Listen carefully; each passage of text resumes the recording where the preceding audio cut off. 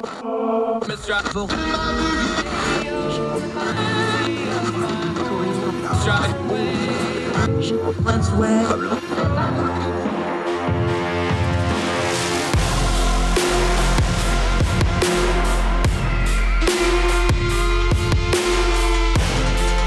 your host, Andrew Donaldson. This is Heard Tell. Welcome back to Heard Tell. Okay, we're going to talk war on drugs. We've talked about this quite a bit on this program. We're going to keep talking about it because this problem is not going away. New voice to us on this topic, Finesse Moreno-Rivera, is joining us. She's a Young Voices contributor. She has a lot of background on this, both in the private sector and advising and working with authorities. Finesse, how are you? Thank you so much for joining us today. Great. Thank you so much for having me, Andrew. Here's where I want to start, because this is one of those things that has gotten really buzzwordy and trendy, and we talk about, oh, the war on drugs is bad. Okay, give us the historical perspective before we dive into this thing, because it's been going on for so long. You open up your piece in Blavity about Nixon in 71. I'm old enough to remember George the Elder Bush holding up crack cocaine on national TV in prime time. This has been going on for 50 plus years. I don't think people really put the historical term, how long we've been doing this. Set the stage for us before we dive into this. What is the war on drugs? Because we talk about Afghanistan being 20 years. We're 50 years into this. Yes, it has been ongoing for quite some time now, for over 50 years, starting with Nixon. And this started with the Vietnam War, with our veterans who were addicted primarily with heroin. Unfortunately, as the years went on, one of Nixon's assistants did admit that the war on drugs was pretty much just a front in order for them to go after the African-American voters, as well as the so-called hipsters that were consuming marijuana. So this was just a way to really infiltrate those communities who were marginalized at the time. And amazingly enough, and this is going to be a theme as we talk about the war on drugs, the reaction to, oh, these veterans are coming home addicted to heroin and other things that they brought back from over there. You know, a lot of it was them self-medicating on top of everything else, but we'll get into that some other time. It wasn't, let's get these people treatment. It's, how do we punish this and make it go away? And that's the theme that keeps popping up over and over again. And when we talk about the war on drugs, outside of the addiction issues and the criminality, that's really the problem right there, isn't it? Absolutely, absolutely. What we have seen is that Nixon's war on drugs just really set a deadly precedent for incoming administrations since then. Unfortunately, when we think about the war on drugs, we immediately think about the anti-drug abuse policy in 1986, unfortunately spearheaded by Mr. Biden himself, looking at the sentencing disparity between crack cocaine and powder cocaine. Unfortunately, what we were seeing there was more of a knee-jerk reaction of it being punitive rather than helping these communities. And unfortunately, as we all know, that policy wasn't based on evidence or scientific methods whatsoever. There were also many studies that were proven false as well, looking at how crack cocaine was more dangerous than powder cocaine. And so what you were seeing, again, were the poor communities, such as Black communities, rather than white affluent communities who were being punished for their drug abuse. Yeah, and the accusation was, you know, crack cocaine was just going to be the terminology we were going to use to talk about inner cities and minorities in the inner cities to the greater swath of America. That was the accusation. How much truth was there to that? It was absolutely false. Unfortunately, you know, I like to compare the now to then, where we're seeing, you know, this opioid epidemic. It's, you know, it's being named a crisis, where crack cocaine was looked at more as a problem and an actual crime. So unfortunately, what we were seeing was poor communities who weren't receiving the help that they actually needed and who were being labeled as criminals. Where's the stereotype come from? Aside from, of course, there's class and race involved here, and there's no way to unwind that ball. But why does addiction have such a stigma to it? Where's the stereotype come from, do you think? Because is it just the visual of it, of somebody destroying their own life and, well, they did it to themselves, that part of it? Is it all the other stuff, the socioeconomic and the racial and the class that's put on top of it? Because we sure don't seem to have a problem with, stockbrokers doing cocaine constantly, which is a known thing. That gets treated completely different. I know that's a big ball of mess, but where do we even start to attack it from? That's a really good question, Andrew, because the question to that is just definitely multifaceted. It's socioeconomic, it's also race. And so I think that in order to start to make amends with what has occurred with the drug policy, its negative effects, is definitely to treat drug abuse as a health crisis, as something that should be looked at as a health crisis, as in it shouldn't be looked at as a crime itself. And unfortunately, in our country, we tend to stigmatize drug abuse negatively. It's definitely looked down upon, especially when you're comparing it to something such as mental health, right? We're just now as a country starting to look into mental health and realizing that it's a norm for us and it should be talked about, and there should be resources for individuals rather than there being a negative stigma attached to that. Yeah, Finesse Moreno-Rivera joining us. Okay, here's the problem with that. And I know this because I've been writing and advocating about it for a couple of years. If you're going to treat it as a public health thing, that means you have to deal with it as a public health issue, which means you're not only doing treatment, you're trying to do prevention. And every time somebody tries to do mitigation or prevention with drug abusers, they always get accused of, without exception, and I've seen it over and over again, and you have too, oh, you're just feeding the addicts by doing this. How do we have that conversation? Because every time you go to a municipality and go, hey, we have a harm reduction strategy, or hey, you can't take somebody from 0 to 60 on addiction, you have to give them this intermediate steps that are kind of icky. How do we have that conversation with this? Because when we start talking about the war on drugs overall, that intermediate step of we don't need to be punitive, we need to do this treatment stuff, that's where the sticky part of this really gets ugly. And we don't seem to be able to communicate not only with communities, but just with like government agencies and others, can we? No, we can't. And again, it goes back to that negative stigma for individuals where we are just so based as a culture and being punitive rather being looking at a way to help those individuals. So let's say, for example, looking at Biden's new package that he just put into play for harm reduction, we are having a lot of pushback from some of the states saying that it is condoning the use of drugs.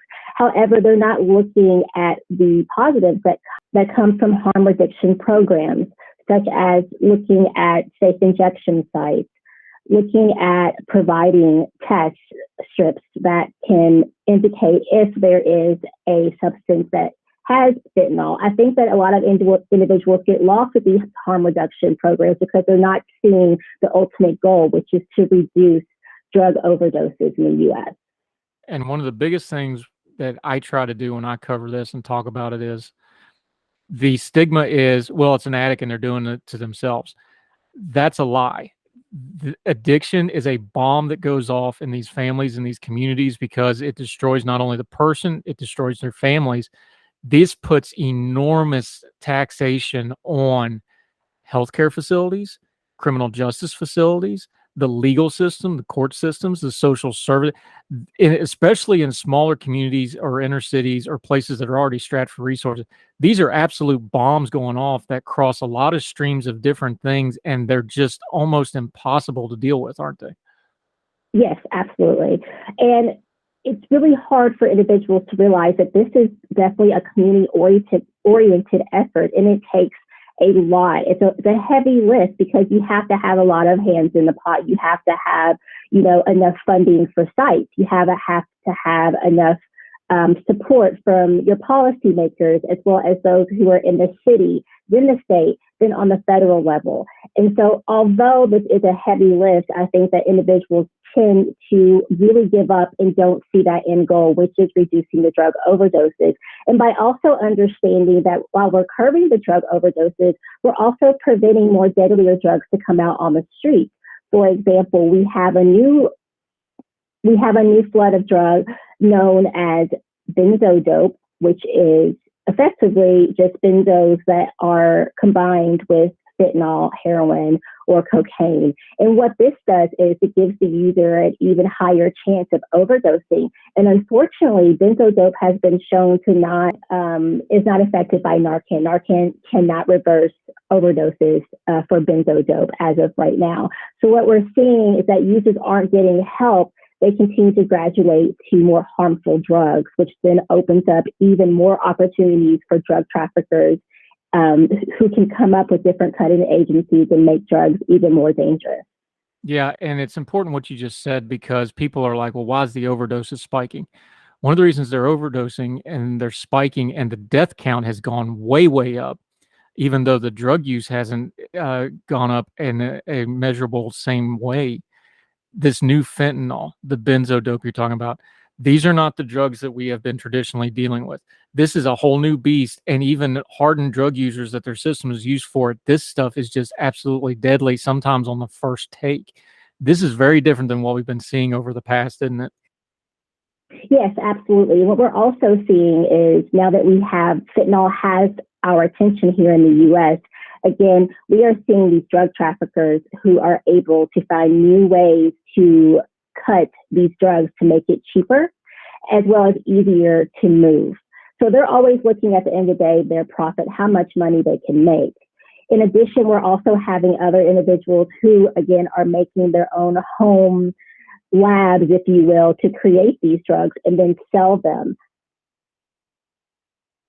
And the other problem with this, and we kind of already touched on it, but you mentioned it in your piece, I want to make sure we highlight it. The other parts that come with this, especially in Black communities, poverty-stricken communities, incarceration, STDs, mental health problems, then all the criminality comes in with that. There's no way to separate all that when you're dealing with drug use, especially when the drugs are getting more and more potent, which is going to affect these people more and more. Absolutely. You cannot disconnect the consequences of drug abuse within these communities. But then what also makes it worse is that they do not have the means to get the help that they need. So you're seeing more drug overdoses within the Black communities of color. Another thing that I would also like to note is that because of, I guess, the lower seat, if you will, that colored individuals are on when it comes to our social hierarchy ladder, they are more exposed to the supply chain being lower, which makes them more prone to be exposed to stronger drugs, just given the fact that they are going hand in hand with the drug dealers themselves who are on the street. Yeah. Finesse Moreno-Rivera joining us. We're going to take a quick break. When we come back, we're going to talk about some of the policy stuff like that that deal with the war on drugs. Trump, some of the stuff Biden's doing just recently didn't make a whole lot of headlines, but makes a whole lot of difference in how the war on drug is prosecuting. Then we're going to get into some solutions, hopefully. What can we do about a problem that seems nigh near unsolvable? Finesse Moreno-Rivera joining us on Heard Tell. More with her right after this.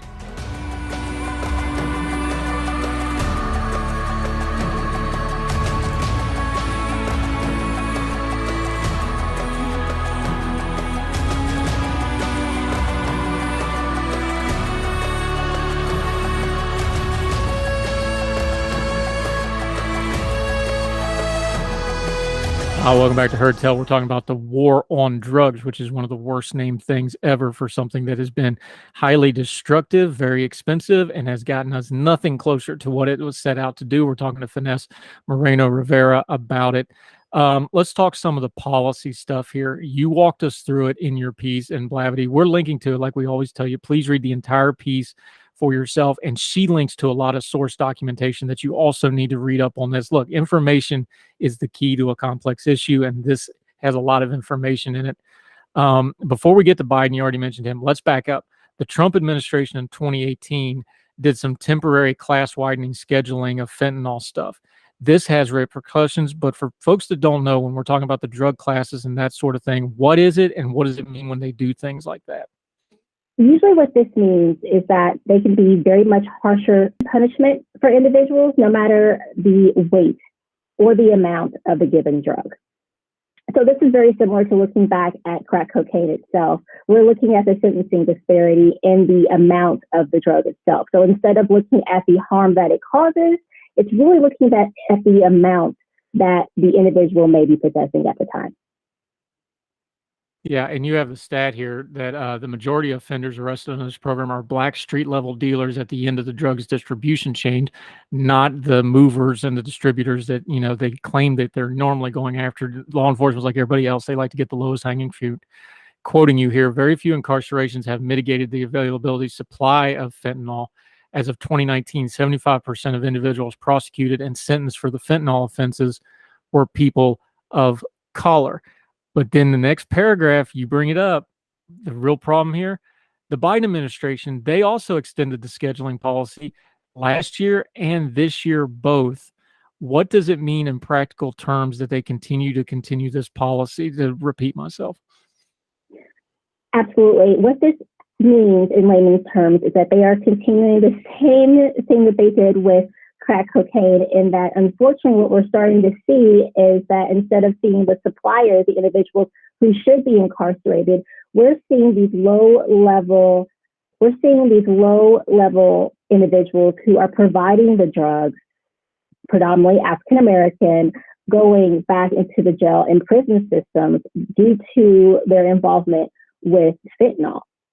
This isn't ever, this is whack-a-mole. If all you're doing is hitting the street level stuff, and you've got the stats in your piece about how much of this comes through from overseas, how much of this goes through government controlled points of access, they're not stopping this stuff. They're just getting the street level folks.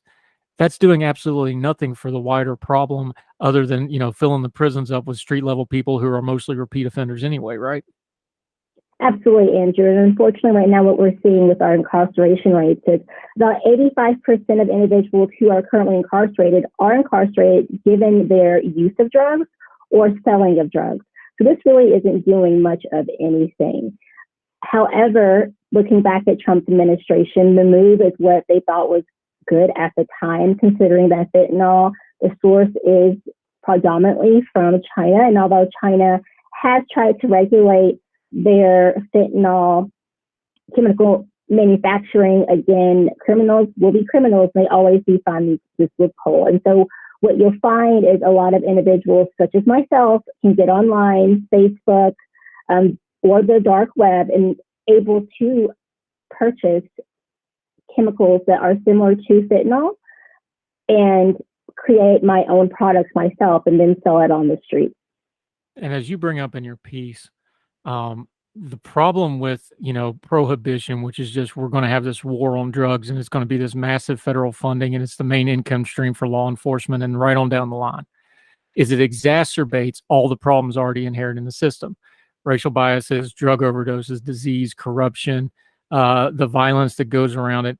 All of that gets exasperated because now it's a business model on top of being a criminal philosophy of trying to abate crime, right? Yep, absolutely. It's a perfect business model if you think about it. And unfortunately, what's happening is again, people of color are the ones who are paying the price for this. No one's really taking any type of responsibility in admitting that what we continue to do is wrong, what we have done is wrong, and we're still continuing to make the same mistakes. Black individuals are the ones who continue to pay for these mistakes as well. And unfortunately, what we're seeing now, especially with Biden's extension for fentanyl, it's not getting any better. And although he may be enacting these harm reduction programs, he still is not doing any better with keeping predominantly Black males out of jails and prisons. Now, there is some good news on this. You took a public health approach to some of your solutions that you would like to see put out. Black Americans statistically do respond really well to public health programs. We've got statistics, they do. So what's a couple of the things you were pointing out that they should take more of a public health and prevention standpoint than a punitive and law enforcement standpoint that might actually do some good here? Absolutely. Some of the solutions include safe injecting sites. I know that there was a lot of uproar online, as well as a lot of jokes with Biden mentioning with his harm reduction programs, syringes, for example, free syringes. That's a big deal because that also prevents diseases. So I know also there was a lot of pushback from the communities for safe injecting sites. Let's be honest, who wants a safe injecting site right down the street, say from, their kids' school or right around the corner from their neighborhood. So that's something that has had a lot of pushback, but has also shown to be very successful in preventing, again, the long-term goal of drug overdoses.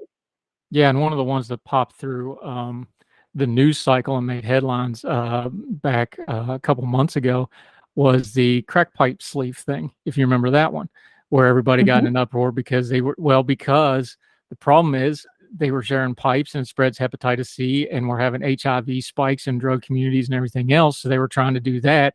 And everybody went, no, they're giving out crack pipes. It's like, well, these are people that's going to do that anyway. So this goes back, and I'm going to ask the question again because we touched on it at the beginning of our conversation, but I think it bears emphasis.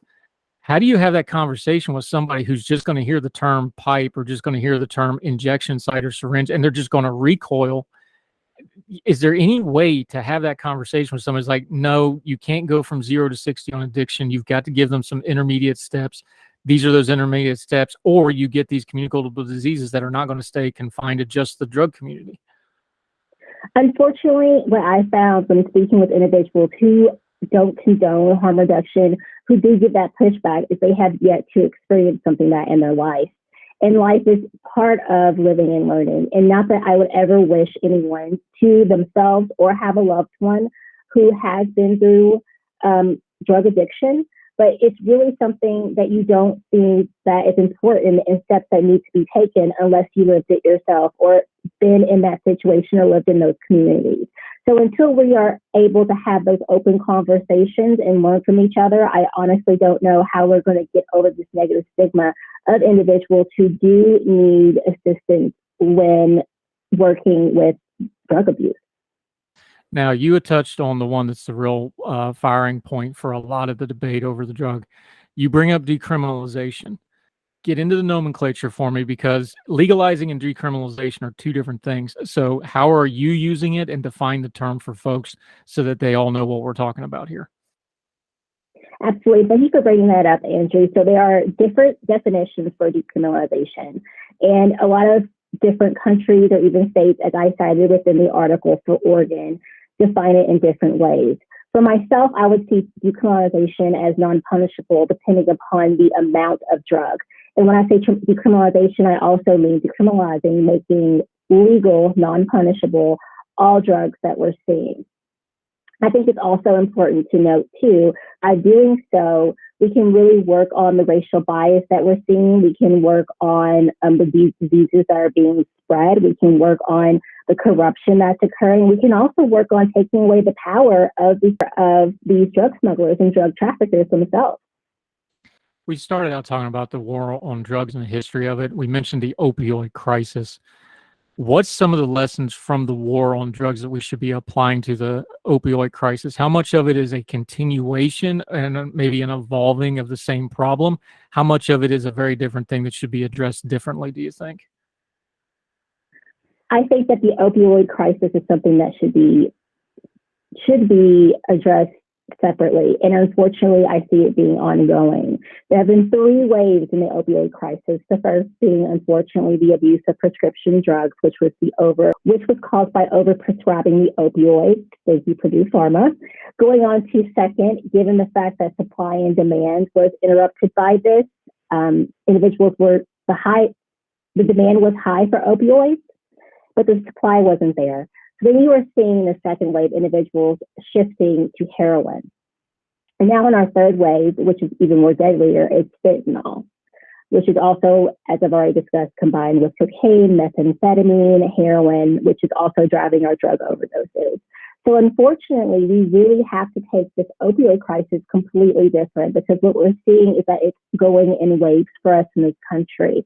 And as of right now, we are starting to shift primarily into a fourth wave, where I do believe that instead of being reliant upon opioids such that are plant-based in themselves, we're going to start seeing a lot more deaths, as we have already seen with fentanyl, that are man-made. I really do think that we're starting to make a move because of opioids into a more synthetic space for drug use. And that's just going to become even more deadlier for us. Yeah, it's going to be more deadly for the people, and it's going to be a whole lot harder to police, because now you don't need a supply chain. You can make this stuff in your sink. It's going to be a real big mess. Let's round this off this way. Finesse Moreno-Rivera joining us. How do we understand the federal government is a leviathan and it's hard to get a hold of it for any good reason whatsoever. What can the average person do to start talking about this? I'm talking about on their social media. I'm talking about amongst their friends and family when these things come up, maybe in their communities when they're having, a community meeting about, we just had it in Parkersburg, West Virginia, where they shut down trying to get a rehab facility built, even though they badly need one because the residents freaked out. Stuff like that. How can people in a practical way, not buzzwords, not theory, not, the big things we talk about, just when they're talking to each other on Facebook or texting or whatever the case may be, that can move this conversation forward, that they can start mixing into their discussions of, hey, this is actually a problem that we all need to deal with and we can do this, X, Y, Z. I think it's really important for there to be open, conversation and discussion, similar to what you just said, Andrew, being able to be open and speaking with others. I think it's also very important that we continue to educate each other.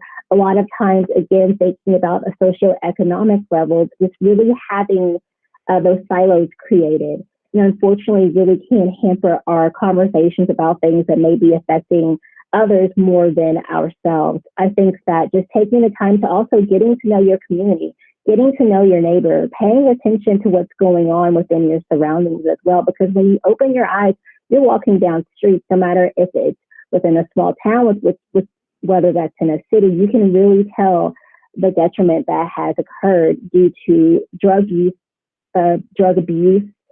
And so I think it's really time for us as a country to really open our eyes, be honest, take responsibility, and start making the movement to help these individuals in taking a more health avenue rather than taking a more punitive one. Yeah, and I always tell people when we talk about this, you've got to see this as a people problem first, not a policy problem. That's where this goes sideways first and foremost. Like, these are people, and you got to fix them like people, and people are complicated. You're not going to be able to, get a spreadsheet and get a solution to fix this thing. It's a people problem. Finesse Moreno-Rivera, outstanding stuff. Really hard topic. So let's end on something good here.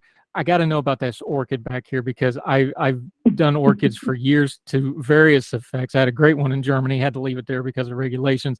Not so good lately, but tell me about the orchid because I love that thing back there. That's beautiful. Thank you so much, Andrew. As of right now, myself and my fiance, we have over 40 plants within our home, our very small dwelling, and we have over 10 orchids that are thriving, just like the one right behind me. It's very, very pleasant. It's very soothing. And as a criminal justice expert, I really need to take the time to make sure my environment around me is beautiful and supports a very healthy atmosphere for me. So I really enjoy having orchids, especially because they're beautiful and they're worth putting in the time for. I've got one on the other side of my desk that you can't see that I had to trim down. It's back down to the leaves, so I got to wait till the spring to get anything off it. But yeah, all right. Well, you have an addiction to orchids, duly noted. We'll work up a piece for that. Finesse Moreno-Rivera, outstanding stuff today. Until we get you back on the show again, let folks know where they can keep up with you and what you have going on and how they can follow you until they hear from you again on Heard Tell. Absolutely. So I will continue to put out more of my work. As of right now, I'm working on something else, looking at mass incarceration, particularly looking at how we can humanize it as much as we possibly can. Obviously not as close to we can for Europe, but that's coming soon. As of right now, I'm also working on putting up Instagram. But if anyone's interested in my work or any other articles, please feel free to reach out to Young Voices, as well as my LinkedIn profile, which is just Finesse Moreno-Rivera. Yep, and we'll link to all that in the show notes, including the piece that we were working off of in Blavity, War on Drugs and American Casualties, especially the Black community. We're going to keep talking about this. We're glad you're one of the people advocating for it, so you're going to come back and we're going to keep talking about it. Thank you so much for the time today. Really appreciate it, ma'am. Thank you. Thank you, Andrew. Yes, ma'am.